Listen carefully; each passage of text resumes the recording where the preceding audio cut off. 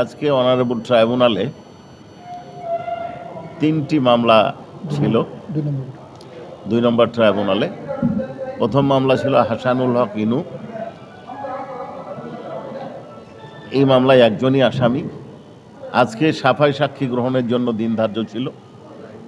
উনি সাফাই সাক্ষী 3 জনকে মান্য করেছিলেন।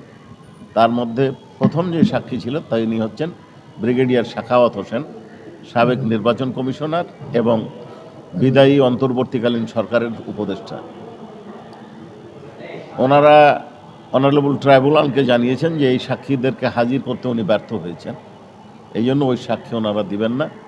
পরিবর্তে আরও 3 জন ব্যক্তির নাম দিয়ে এবং 2টো ডকুমেন্ট এক্সিবিট করার মানে দাখিল করার আবেদন করেছিলেন এবং 8 সপ্তাহের জন্য অ্যাডজর্নমেন্ট চেয়েছিলেন, মুলতবি চেয়েছিলেন বিচার। অনারেবল ট্রাইব্যুনাল উভয় পক্ষের বক্তব্য শুনেছেন।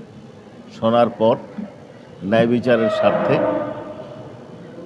ওনাদের আবেদন মঞ্জুর করে আগামী 22শে ফেব্রুয়ারি দিন ধার্য করেছেন।